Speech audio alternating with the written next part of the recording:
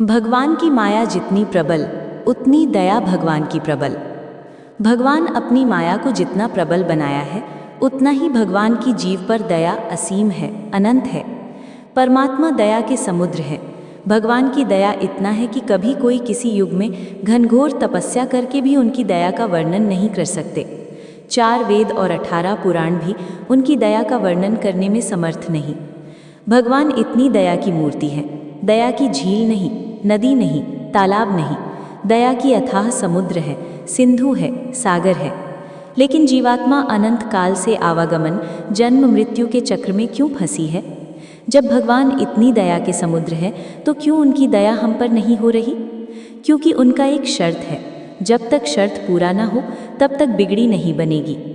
उनका सबसे प्रमुख शर्त है पूर्ण शरणागति, इंद्रियां, मन, बुद्धि का समर्पण, जिसमें लवलेश मात्र भी कर्तापन न हो। सब कुछ मेरा श्री कृष्ण, मैं उनकी ही अनुशासन में कर रहा हूँ, मैं अपने से कुछ नहीं कर रहा, यही भाव हो। मैं भाव का पूर्ण नाश, यही है सच्चा शरणागति।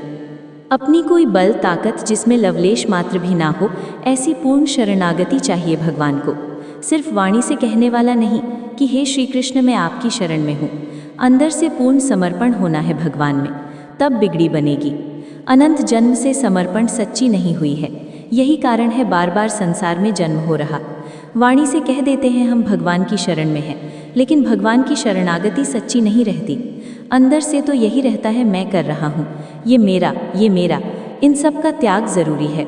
मेरा केवल श्री कृष्ण, दूसरा और कोई नहीं और कभी नहीं। मेरे श्री कृष्ण के अलावा मेरा अपना कोई अस्तित्व नहीं। मैं श्री कृष्ण से हूँ, बस यही भाव, यही है सच्ची शरणागति। जैसे प्राण को भगवान को समर्पित कर दिया, अब दूसरे दिन भगवान मृत्यु को भेज दिए तो कोई विचलित तकलीफ नहीं होगा। जब भगवान को समर्पण कर दिया है अपने प्राण को, तो प्राण चाहे भगवान ले जाएं, चाहे बचा लें, भगवान की अपनी मर्जी। जब सब कुछ भगवान पर हमने छोड़ दिया है, तो भगवान की मर्जी को स्वीकार करना होगा। यही है सच्ची शरणागति। हमको घबराना क्यों? यही तो वास्तविक शरणागति है, और जीव का कल्याण इसी से होगा और कोई साधन से नहीं। जब तक अपने अहंकार, बल, ताकत का पूर्ण त्याग ना हो। अगर प्राण को समर्पण करके भी मृत्यु के समय विचलित हो रहे हो, मृत्यु से डर लग रहा है, संसार में रहने की इच्छा है, और प्राण भगवान को समर्पण कर दिया है, तो वो समर्पण सच्चा नहीं। पहले अपने समर्पण को पक्का करना होगा। अभी हमारी स्थिति यही है, समर्पण सच्ची नहीं है। सच्ची समर्पण यही है कि मृत्यु काल के समय विचलित न होना, मृत्यु से डरना नहीं। भगवान को अपने अंदर रियलाइज करेंगे, महसूस करेंगे, तो मृत्यु का डर रहेगा ही नहीं। यही पूर्ण शरणागति का सबसे बड़ा लक्षण है। संसार के कोई भी प्रकार का भय नहीं रहेगा, कोई प्रकार की चिंता नहीं रहेगी, जब भगवान में समर्पण सच्ची हो जाएगी। अंदर में एक ही भाव हो, मैं अपने प्राण को समर्पण कर चुका हूँ, हे कृष्ण आपको, चाहे आप मुझे कभी भी ले जाओ, मुझे स्वीकार है, मुझे पूर्ण स्वीकार है। यही है सच्ची शरणागति। भगवान को यही पूर्ण सच्ची समर्पण चाहिए, किंतु परंतु तर्क वितर्क ये सब नहीं, ज्ञान, ध्यान, तपस्या, योग ये सब नहीं। भगवान इन सब से नहीं मिलेंगे, केवल प्रेम, विश्वास और समर्पण से भगवान मिलेंगे। संदेह युक्त भक्ति से नहीं, केवल सच्ची निष्ठा, हृदय का सच्चा भाव, अपने को निर्बल मानकर भगवान का पूर्ण समर्पण, केवल पूर्ण श्रद्धा, पूर्ण विश्वास, पूर्ण समर्पण, संदेह का त्याग, झूठी समर्पण बिल्कुल नहीं। अगर भगवान पर थोड़ा भी डाउट है, मृत्यु का डर बना हुआ है, तो समर्पण पक्का नहीं। और समर्पण पक्का होगा, सच्चा होगा, तो मृत्यु तत्काल आएगा तो फर्क नहीं पड़ेगा। हर सेकंड जाने के लिए तैयार रहोगे। जब भी उनका बुलावा आए तुरंत तैयार, क्योंकि प्राण को भगवान को समर्पित कर दिया है, और जिसको हमने समर्पित कर दिया है, तो मृत्यु आए, चाहे जीवन छूटे, चाहे परिवार, चाहे संसार, कोई फर्क नहीं पड़ेगा। यही है सच्चा समर्पण, और भगवान को यही सच्चा समर्पण चाहिए। झूठे समर्पण से भगवान की प्राप्ति नहीं होगी। भगवान तो कब का इंतजार कर रहे हैं। भगवान तो इसी प्रतीक्षा में खड़े हैं कि जीवात्मा कब मेरी शरण में आएगी और मैं उनका कब कल्याण करूं।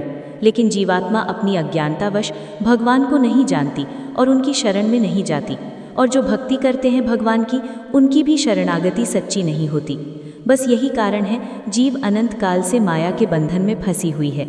और जिस क्षण जीव अपना सब कुछ, इंद्रियां प्लस मन प्लस बुद्धि प्लस प्राण जीवन भगवान को समर्पित कर देते हैं, अपने सभी कर्तापन त्याग कर कि हे नाथ, बस अब मैं आपका और आप मेरे हो, आपके सिवा मुझे और कुछ नहीं चाहिए, बस आप, केवल आप और मेरा कोई नहीं, मुझे किसी का आश्रय नहीं, बस आपका, किसी पर विश्वास नहीं, एक विश्वास बस आपका, मेरा कोई सहारा नहीं, बस आप ही मेरे सब कुछ हो।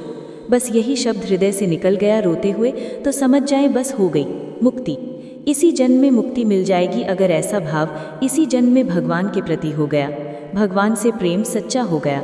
अन्यथा जन्म मरण के चक्र से मुक्त होने के लिए जीव को कई अनेकों जन्म लेने पड़ते हैं, जब तक भगवान के प्रति प्रेम विश्वास अटल पक्का न हो जाए और समर्पण सच्चा न हो जाए।